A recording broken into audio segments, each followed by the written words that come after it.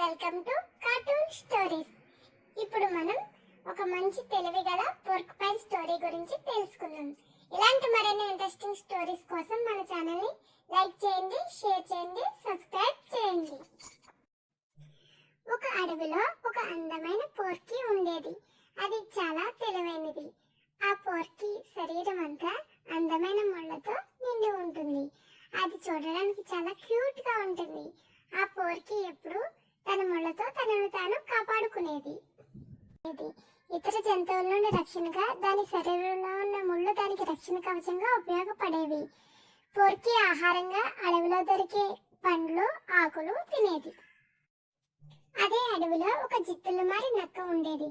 నక్క ఎప్పుడు వేటాడుతూ ఆహారం కోసం ఎలాంటి జంతువు దొరుకుతుందా అని ఆలోచిస్తూ ఉండేది. ఒకరోజు నక్కకు బాగా ఆకలి వేస్తుంది. నక్క ఆహారం కోసం తిరుగుతూ ఉండగా ఆ అడవిలో అందమైన పోర్క్పైన్ కనిపించింది.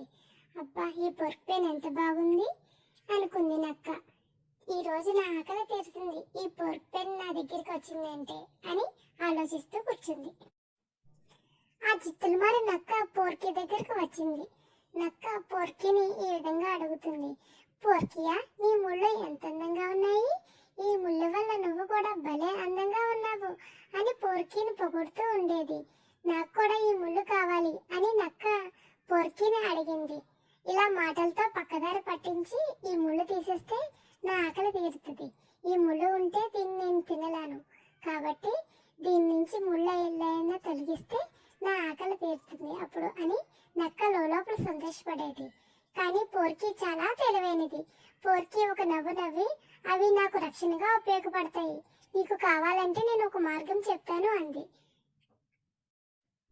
నక్క సంతోషించింది. ఏమిటో చెప్పు అంది. పోర్కీ అంది, నువ్వు నా వెనక నిలబడాలి, నేను ముందుకు వెళ్తున్నప్పుడు నీవు నా ముళ్ళను తాకాలి, అప్పుడు నీకు కూడా ముళ్ళు వస్తాయి. నక్క సరే అలాగే చేస్తా అంది. పోర్కీ వెనక నక్క నిలబడింది. కొంత దూరం పోర్కీ వెనక నక్క నడుస్తూ ఉంది, ముళ్ళను తాకుతూ ఉంది. కానీ ఆ పోర్కీ చాలా తెలివిగా అకస్మాత్తుగా వెనక్కి తిరిగింది. దీంతో నక్కకు ముళ్ళన్నీ తగిలి గాయమైంది. అమ్మో పోర్కీ, ఇంత పని చేసావేంటి, నన్ను చాలా చీట్ చేసావు, నేను నిన్ను నమ్మి నీ వెనక నడుస్తుంటే నువ్వు నన్ను ఇంత మోసం చేస్తావా, నాకు ఎంత పెద్ద గాయమైంది, నాకు నీ ముళ్ళు వద్దు, నువ్వు వద్దు, నాకు ఈ అడవిలో ఉండే ఏదో ఒక జంతువు తగులుతుంది, దాన్ని చూసుకుంటూ నేను పోతాను అని ఏడ్చుకుంటూ నక్క పారిపోయింది. ఈ స్టోరీలో నీతి ఏంటంటే తెలివితో ఆలోచిస్తే ఏదైనా గెలవచ్చు. నక్క దురాశగా ఆలోచించింది, అందుకే అది మోసపోయింది. అనగనగా ఒక అడవి ఉంది.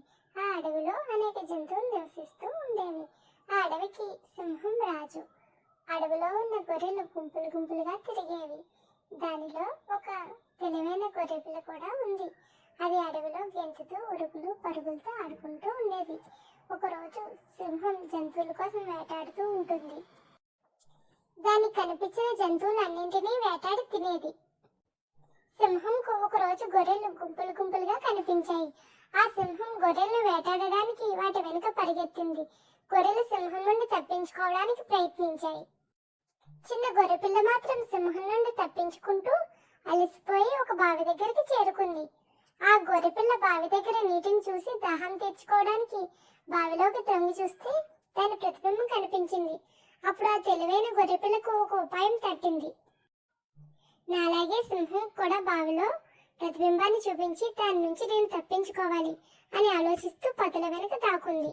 ఇంతలో సింహం బావి దగ్గరకు చేరుకుంది. సింహం బావిలోకి తొంగి చూస్తే సింహం ప్రతిబింబం బావిలో కనిపిస్తుంది.